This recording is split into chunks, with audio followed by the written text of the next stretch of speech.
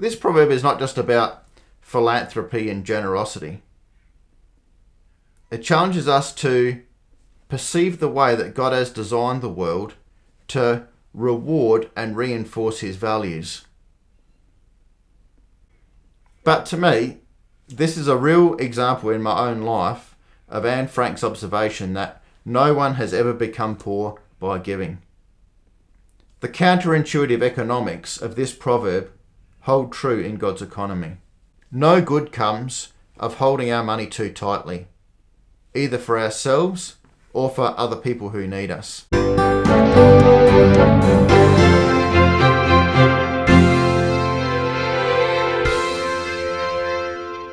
Shalom everyone. Grace, mercy and peace to all of you from God our Father and our Lord Jesus Christ. Some give freely, yet grow all the richer. Others withhold what is due and only suffer want. Money can be a bit of an awkward topic, I think, for a lot of Christians for different reasons, and maybe it's an awkward topic to some degree for everybody. But the Proverbs have a lot to say about money, so I'm going to be talking about it quite a bit here on the channel. This one really challenges us to think about our mindset around money and our perception about how the world works and things that might limit our giving. Some give freely, yet grow all the richer. Others withhold what is due and only suffer want. This proverb, at least on the surface, contradicts basic mathematics and economic principles. If I go around freely giving out my money to people, by definition that reduces my wealth. How am I going to grow richer by giving in this way? And yet, as strange as it may seem, we can observe that this actually happens in real life. In fact, to a limited degree, I think I've actually experienced it in my own life, and I'll share a little bit about that later on. Anne Frank, a young but very perceptive Jewish girl who sadly died in a concentration camp on the cusp of the Second World War ending, wrote in her diary that no one has ever become poor by giving. This proverb is not just about philanthropy and generosity. It challenges us to perceive the way that God has designed the world to reward and reinforce his values. What it's not saying is just as important as what it does say. It's not a guarantee that you'll become ridiculously wealthy if you're generous with your money. Probably a lot of you would have heard a prosperity gospel preacher at some point yelling from the pulpit. They always seem to yell for some reason. Bold declarations about how God is going to rain gold bars and wheelbarrows of Bitcoin into your life if you give your tithe to the church or support the latest mission or whatever it might be. No. The proverb says, some give freely and grow all the richer. It's an observation of a phenomenon, a paradox, but a truism. But it's not an unbreakable law of nature. It doesn't say all who give freely will grow all the richer. I called this proverb money and karma because although karma is an idea which comes from Hinduism and Buddhism more so than Christianity, I think it's a good approximation of the principle that's being described here. It's not God micromanaging the lives of his people to make sure that every good deed that we do is proportionately rewarded every time. But there is a principle which God has built into the universe, which, to loosely borrow a quote from the New Testament, is we reap what we sow. But it's a principle, not a law. It doesn't mean that every bad thing that we suffer is the result of something bad that we've done. And nor does it mean that every good thing that we do pays dividends of some kind. But still, on balance, we reap what we sow. So what's the purpose of the proverb? On the surface, it might seem like it's just encouraging generosity, charity. But I think when we think about it a bit more deeply, we see that it's really challenging us to analyse much deeper things about our mindset, things that relate to our relationship with God, things that relate to how we see the world in general, our worldview. It's not just about money. The term gives freely, I think, is key to a proper interpretation of this proverb. The NET offers, the New English Translation, their study notes offer a literal translation of the Hebrew as, "There is one who scatters." The New International Commentary of the Old Testament says that it has the sense to throw widely, loosely and freely about, and none of its uses suggests tidiness, care or caution.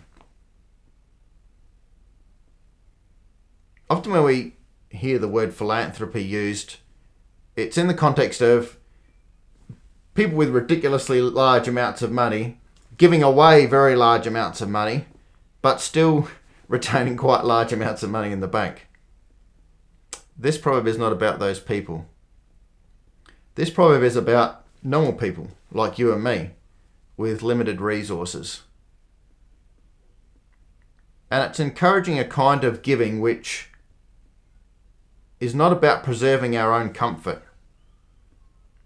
It's not about making sure that we're going to be okay after we've given away whatever we're giving away. It's actually a kind of giving that has no self-interest at all. It's not even a kind of giving that, people sometimes engage in because, it makes them feel good. In reality, that's not the way that most people give to charity. Most of us give cautiously. But this proverb's encouraging us that we can give much more freely without having to worry about disadvantaging ourselves in any way. God has designed the universe in a way to care for those who care for others. And God has a heart for the disadvantaged. A personal anecdote from my own life, and I'm conscious this might get misinterpreted. I'm not a particularly generous person, so I'm not trying to portray myself that way. But before we got married, my wife and I were at a function at church one night, and I had an agricultural business at that point.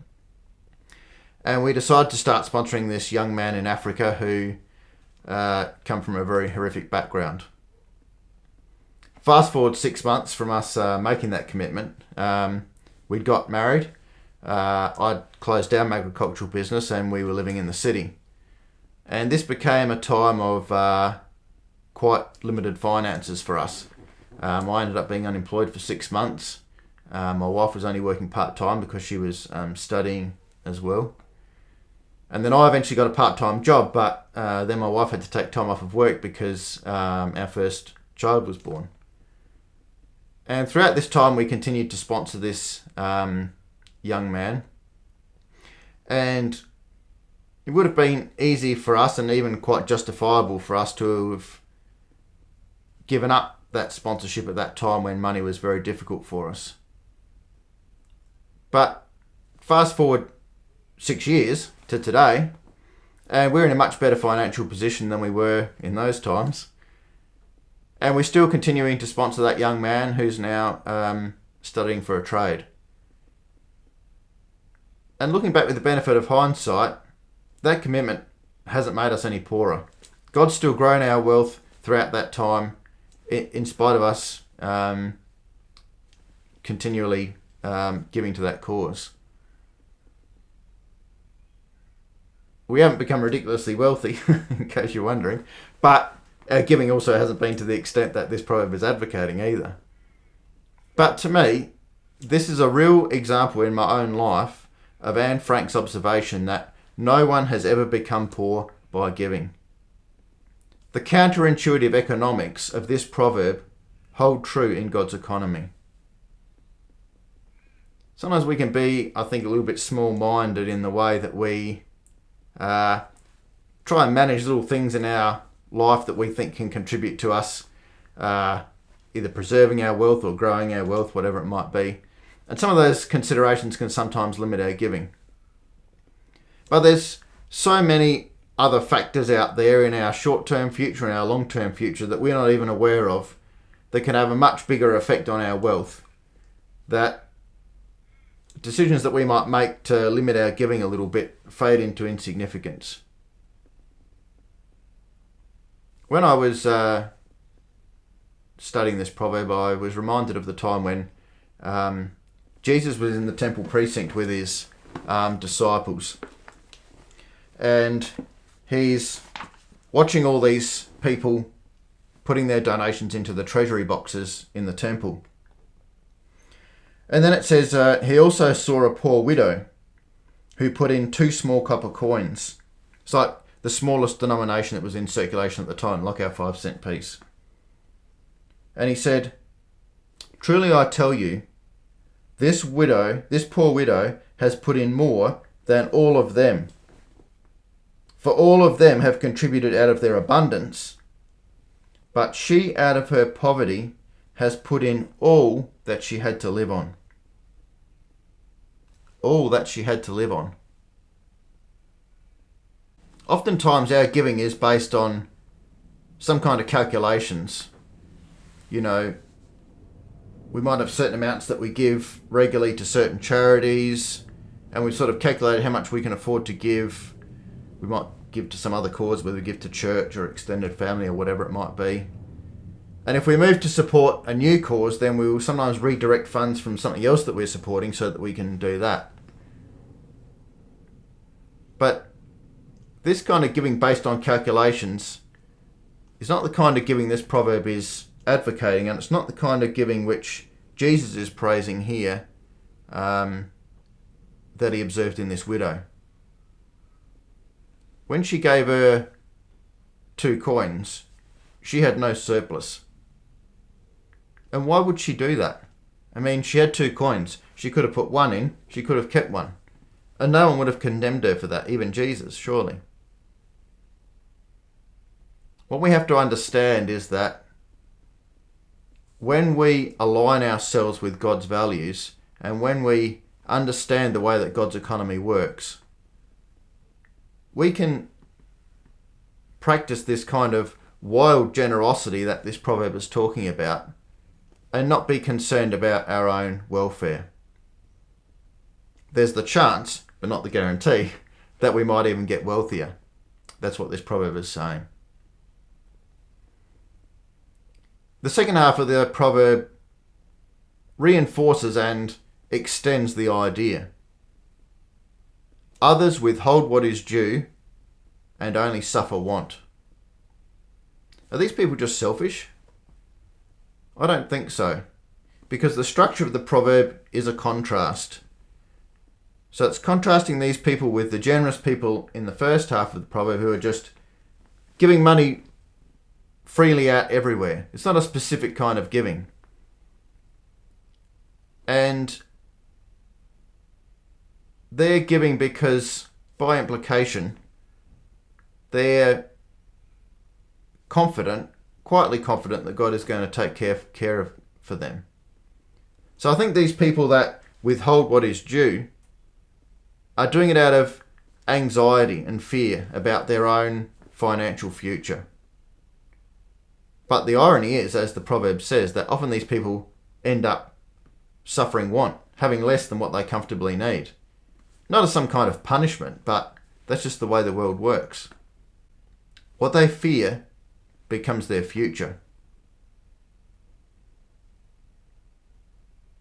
The last point of interest for me in this proverb is this idea of withholding what is due. Does that mean there's like some kind of expectation that God has of an amount that we should give or something like that? There's perhaps a couple of different ways it could be read. if we've been blessed with a lot of wealth and we're only giving a very small portion of it, then that could be regarded as not giving what is due, what's appropriate. There's a sense in which that miserly giving shows a lack of gratitude for what we've been given. But I would say the primary reading is this. As I said before, the giving of the people in the first part of the proverb is not specific. They're just giving money freely to wherever they see a need. So perhaps this obligation of what is due is talking about a specific need in the second part of this proverb.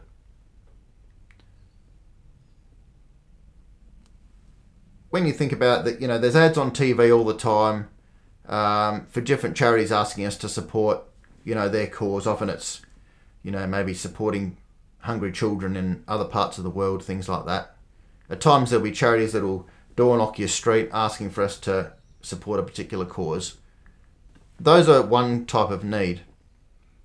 But there's another type of need that I think sometimes burdens us with a greater responsibility because of its proximity to us.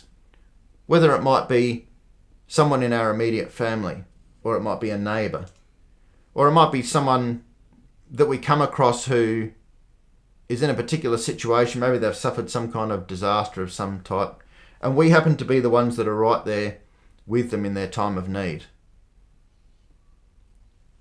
In those situations, we can't hold back what is due. I think there's a responsibility there in those type of situations where if we don't support them, it's not that apparent who else will. An obligation that we can't just shrug off with excuses. So, what's the conclusion of the whole matter? No good comes of holding our money too tightly, either for ourselves or for other people who need us. As Anne Frank said, no one has ever become poor by giving. If we embrace God's values, align ourselves with His economy, we can let go of any anxiety that we feel about financial matters, and we can be comfortable living a life of generosity. If you got value out of this video, please give it a like, share it with someone else who you think might appreciate it. If you subscribe to the channel, you'll get a notification when the next video drops. And until then, God bless you.